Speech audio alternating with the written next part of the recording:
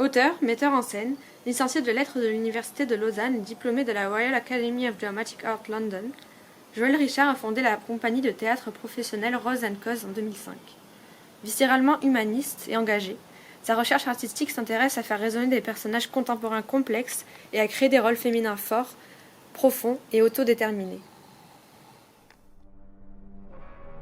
J'ai embarqué aujourd'hui sur le Fortuna et espère pouvoir te rejoindre bientôt.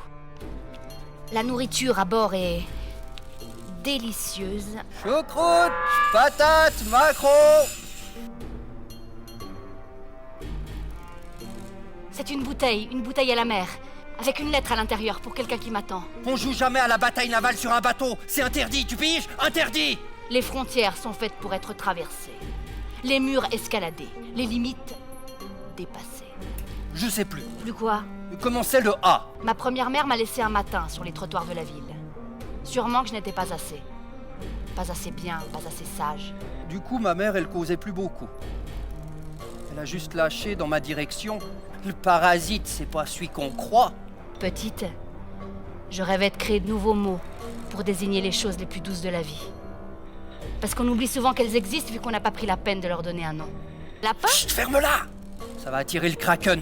Qu'est-ce que c'est ça, le Kraken? Le cauchemar des trafiquants de Rome. Une sorte de pieuvre qui s'attaque aux navires. Il y a un poulpe qui se balade dans tes veines. Des nuits, il te chatouille juste un peu les orteils. D'autres, il te coupe le souffle avec ses tentacules, mais toujours il est là, et il compte. Il compte les pulsations de ton cœur, et un jour il viendra te le briser, quand tu auras gaspillé le nombre de battements que la nature t'a donné. C'est peut-être un de tes poissons qu'il a avalé. Une bouteille entière, j'aimerais bien voir ça. Tu es sûr? Y'avait rien, tu piges? À part des tripes et du sang. Je suis nulle en lettres d'amour. Je sais. C'est sans doute pour ça que tu ne me réponds jamais. C'est pas toujours passionnant, les lettres d'amour. Souvent, ça cause de quoi? Son nombril. De ce qu'on croit qu'on a le droit d'attendre, de ce que l'autre fait faux, de comment il devrait s'y prendre, de ce qu'il aurait dû piger. C'est de l'amour, ça, tu trouves? Tu crois que j'ai pas compris qu'il n'y a jamais eu de chien? C'était juste ta façon d'esquiver les conversations? Car on revient ici tout de suite! T'es fêlé, Joy! Fais-les de penser que tes bouteilles seront lues! Fais-les de croire que t'as encore un avenir! Alors c'est ça. C'est vraiment ça. Je suis roulée. Indigne d'amour, je te conviens pas. Très bien. Là-bas, il y a des clients que les peaux bronzées débectent. Qu'attendent plus que tu débarques pour te mettre à genoux. Et ce jour-là, crois-moi, je vais pas chialer pour toi. Il va falloir se dépêcher, mon amour. La pieuvre arrive, je la sens, elle est là. Mais je ne la laisserai pas me prendre avant d'avoir pu te serrer dans mes bras. Salut, Joy. Tu causes trop. T'as bien raison. Les mots, on n'en a jamais assez. Joël Richard, pouvez-vous nous résumer avec vos mots la pièce Plein Cœur pour un spectateur ou un lecteur qui ne l'a pas encore ni vu ni lu? Alors, Plein Cœur, c'est l'histoire d'une traversée, d'un dernier voyage en bateau entre Paris et la Guadeloupe. Sur ce bateau, il y a deux personnages. Il y a Joy, qui est une ancienne prostituée, dont on apprend qu'elle a été envoyée en exil parce qu'elle a désobéi. Et le deuxième personnage s'appelle Caron. Lui, c'est un passeur. D'habitude, il transporte du rhum et de temps en temps de la chair fraîche. Alors, une petite question simple pour commencer. Pourquoi avoir choisi ce titre Plein Cœur? J'avais envie de quelque chose qui soit percutant, qui soit court. Et paradoxalement, il s'est imposé immédiatement. Alors évidemment, j'aime bien l'idée en plein cœur. C'est là que ça se passe finalement. C'est une traversée en bateau, mais c'est surtout une traversée intérieure, émotionnelle, avec une forme de guérison à ce niveau-là pour les deux personnages. Et puis on sait aussi, on apprend petit à petit que le personnage de Joy a une faiblesse au cœur. Donc ça me semblait être un titre pertinent. Il y a une tirade qui nous a beaucoup marqué. Il s'agit de celle de Joy qui commence à la page 69. « Je veux être une femme forte jusqu'au bout, une femme dont la puissance ne dépend pas de la longueur de la jupe ou du volume mammaire, une femme libre face au regard des autres. » Suivi d'une anaphore en libre. Joy représenterait donc la femme libre, indépendante, puissante. Y a-t-il une volonté féministe dans votre écrit à travers ce personnage puissant? Alors oui, bien sûr, il y a toujours une volonté féministe dans mes pièces. En fait, je suis revenue à l'écriture théâtrale, qui était ma première passion, parce que j'étais en manque de personnages féminins, profonds, multicouches. Au départ, je suis une shakespearienne. Alors dans Shakespeare, il y a quand même vraiment des très grands rôles de femmes, même si à l'époque, elles étaient jouées par des hommes. Mais une fois, en tant que comédienne, une fois qu'on est passé par ces rôles-là et par les grands classiques, qu'on a fait Les Ingénus et puis qu'on a fini par Mère Courage ou Phèdre, on se retrouve quand même un petit peu à bout de partition. Souvent, les personnages féminins écrits par des auteurs masculins, à quelques exceptions près, Shakespeare le fait très bien, mais d'autres auteurs sont difficilement capables de donner une réelle complexité à leur figure féminine. Et donc on se retrouve à jouer la femme de, la maîtresse de, la fille de... Enfin, les femmes sont vraiment objectifiées dans l'action, très souvent. Et ça, en tant que metteuse en scène, c'est vraiment très frustrant. Parce que je suis une femme, parce que j'aime diriger les femmes, et j'aime aussi me retrouver, et retrouver une parole qui soit proche de la mienne sur un plateau. Et donc, il y a une dizaine d'années, je me suis retrouvée face à ce constat. Et comme quand j'étais jeune étudiante, ma première envie, ma première passion, c'était d'écrire pour la scène et d'écrire pour les comédiens, en l'occurrence les comédiennes, je me suis dit, il faut vraiment que je me mette à travailler pour pouvoir placer au centre de l'espace scénique une parole féminine qui me corresponde.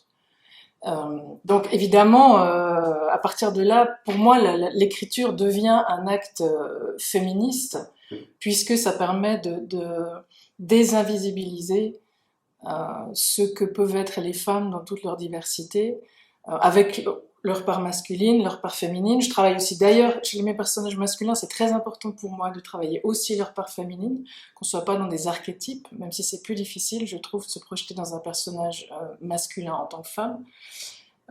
Et donc Joy, évidemment, et ce passage-là en particulier, j'ai eu envie d'écrire un cri du cœur sur quelle était mon envie en tant que femme et quels étaient mes besoins. Et le besoin de liberté au pluriel, je pense, c'est essentiel.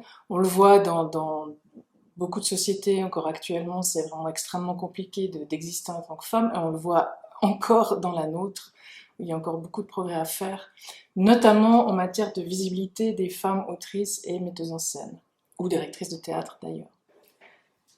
Parlons maintenant du topos du poulpe dans la pièce, qui, sans raconter la fin, joue un rôle primordial. Il y a un passage aussi qu'on a beaucoup aimé, et choisi de mettre sur la 4e de couverture d'ailleurs. Je cite, « Il y a un poulpe qui se balade dans tes veines, des nuits il te chatouille juste un peu les orteils, d'autres, il te coupe le souffle avec ses tentacules, mais toujours, toujours il est là, et il compte. Il compte les pulsations de ton cœur. Et un jour, il viendra te le briser. Quand tu auras gaspillé le nombre de battements que la nature t'a donné, alors regarde-le de loin, ton monde, et surtout ne laisse jamais t'emballer. » Qu'est-ce que vous entendez avec cette métaphore du poulpe ? Alors, il y a vraiment plusieurs choses qui se sont juxtaposées. Déjà, quand l'histoire est venue à moi, c'était très clair, c'est le personnage de Joy qui est venu, et c'était très clair qu'on n'était pas du tout dans un temps contemporain. Même si je ne veux pas en faire une pièce historique, je savais que ce personnage me parlait d'un temps lointain. Et en faisant quelques recherches, je suis retombée en fait sur des archives, qui étaient des archives anglaises, qui parlaient de l'exil des prostituées depuis les côtes européennes jusqu'aux Antilles. Donc je me suis dit, bon ok, on n'est pas ici et maintenant, on est dans un autre imaginaire. Et un autre imaginaire que tout le monde connaît, c'est Pirates des Caraïbes, c'est la mer, c'est justement les Antilles, ce rêve-là, c'est les contes qu'on a pu entendre, les trafiquants de Rome. Enfin, c'est vraiment une iconographie qui est très exotique et qui appelle au rêve. Et j'avais besoin de garder ce symbolisme-là. Aussi parce qu'on est dans la mer, M-E-R, mais mer, M-E-R-E. Les deux sujets se rejoignent dans la pièce. Et je trouvais que tous ces animaux marins, tout ce qui est dans les tréfonds, en fait, c'est une bonne image pour tout ce qui se joue au niveau de nos inconscients, collectifs ou individuels. Et puis, c'est aussi, le personnage de Joy a été élevé par une blanc-pays, c'est-à-dire par une Guadeloupéenne qui a immigré à Paris et qui était qui était blanche, mais d'origine des îles. Et elle lui raconte beaucoup d'histoires de là-bas. Ce qui fait que le personnage de Joy ne connaît pas la Guadeloupe, mais en tant que petite fille, s'est créé tout cet imaginaire-là. Et d'ailleurs, on raconte dans la pièce qu'elle sortait des costumes, en fait, qui sont les costumes des prostituées qu'elles endossent pour leurs clients, mais utiliser ces costumes-là, les sabres, etc., et jouer à la Reine des Pirates. Donc c'est vraiment, je pense, grâce au cinéma aussi, mais aussi au livre, c'est vraiment un imaginaire commun. Et j'avais envie, à travers cette traversée, d'utiliser en fait cette image pour partir dans des choses qui parfois peuvent être plus sombres, mais qu'on peut traiter un petit peu en décalage parce qu'il y a ce côté fantaisiste. Après, il y a Caron, le personnage de Passeur, qui est lui le marin, a réellement peur de ce poulpe. Et on le sait, enfin, on raconte qu'il y avait alors on ne sait pas très bien si c'était des calamars, si c'était des pieuvres, en fait, de taille gigantesque, qui erraient et qui erreraient encore toujours dans ces eaux-là, mais dans des fonds vraiment très très très profonds. Donc ces créatures complètement, quasiment préhistoriques, mais qui sont toujours là et qui ont donc atteint des tailles assez extraordinaires. Et puis évidemment, on parle du poulpe dans les veines. Ça, on le comprend assez rapidement que Joy a donc une maladie du cœur qui l'essouffle. Et c'est aussi la manière qu'a sa mère adoptive de lui expliquer cette maladie. Elle dit maintenant, tu peux pas, laisse pas la vie t'emballer, te laisse pas. En fait, elle lui empêche de vivre des choses, mais qu'elles soient bonnes ou mauvaises finalement, des choses qui la rendraient plus grande qu'elle-même, parce qu'elle a peur que les battements du cœur s'affolent et que du coup le cœur lâche. Et donc ce poulpe qui les poursuit tout le long de la traversée, c'est à la fois la menace réelle de l'animal face aux trafiquants de Rome et aux bateaux, et puis la menace intérieure de l'arrêt du cœur. Parlons maintenant de ce deuxième et dernier personnage, Caron, le passeur des enfers. C'est un personnage assez bourru, qui au fil de la lecture devient attachant par ses récits rétrospectifs. Pourquoi le choix de ce personnage pour donner la réplique à Joy ? En fait, c'est assez simple pour moi. C'est un passeur au sens large, un passeur de gens qui doivent partir sur la mer pour telle ou telle raison, qui fuient ou qui sont exilés, et puis c'est un passeur d'âme. Et pour moi, ce qui est fondamental, c'est de toujours maintenir ces deux lectures en parallèle. Et dans ma direction de comédienne, on a vraiment travaillé à garder à l'esprit que on le joue, c'est une pièce qu'il faut comprendre et qu'il faut jouer au premier degré. C'est vraiment il s'agit d'une traversée concrète dans un bateau, mais c'est aussi la dernière traversée de Joy, c'est-à-dire le passage du Styx, son passage de la vie à la mort. Et si on regarde la manière dont les personnages sont écrits et comment en fait le discours atteint le public, on voit qu'au départ, on est très éloigné du personnage de Caron, qui est effectivement très bourru et très taiseux, et que Joy est très volubile, elle cherche le contact. Et puis petit à petit, en fait, des souvenirs, des émotions viennent la chercher. Il y a des voix aussi dans la pièce, commencent à la submerger, et petit à petit, en fait, elle s'étiole, et on s'éloigne d'elle pour se rapprocher, en fait, de lui, de par ses confidences, mais aussi parce que lui, il reste vraiment dans la vie. Et je tiens vraiment à ce qu'il y ait cette double lecture. On peut aussi voir ce que décrit Joy et ce qu'elle vit à travers cette pièce. On peut le voir comme les dernières secondes avant de mourir. C'est-à-dire ces moments où on dit qu'on revit en fait en quelques secondes toutes les émotions qu'on a traversées au fil de la vie, comme pour ça on stockait en fait le tout, on mettait de côté, hop, en archive, et ensuite on meurt. Et c'est ça qui se passe aussi pour elle. Plein cœur comme cette émotion qui vous prend, plein cœur comme pour souligner que ce voyage est avant tout intime. Les images sont fortes, le rythme envoûtant, mais jamais le style n'étouffe les sujets qu'aborde Joël Richard. Comme le désir de liberté, la condition des femmes, l'exil, la solitude, la rage de vivre malgré tout. Un travail d'orfèvre, un ensemble cohérent et puissant, bouleversant. Éric Bulliard, L'Aguillère.